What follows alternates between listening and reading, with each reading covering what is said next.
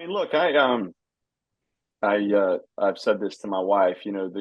My wife gave me the title of father, Mm, and it's given to no one else. And some people may say, "Well, but you're a husband first." And I'm like, that is absolutely true. Husband is wrapped up in father, mm, and it's the greatest title that I've ever been given, and that comes through my wife. And so my dedication is to be the best father, which once again includes husband that I can possibly be. And a lot of that has to do with, man, you got to show up. You got to show up for that's right. your spouse. You got to show up for your kids. And I'm not even just saying physically, because we've all experienced when we've been home with our family, but we're not there mentally.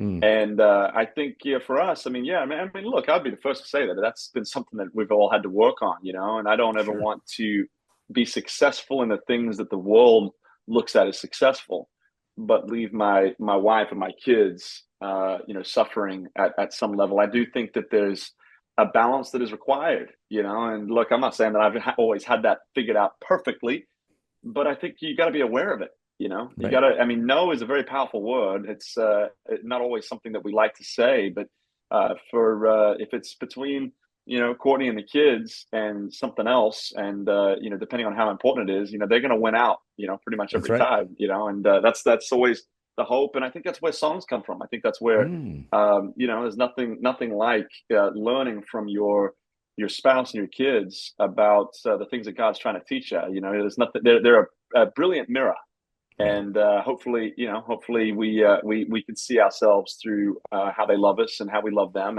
and we can grow from it. that's great. Thank you so much, Luke. Thanks for sharing that. That really is pretty special, and especially thanks from all of our listeners. Probably just finish things as far, we a Drummer Boy live for King and Country will actually be in cinemas 13th.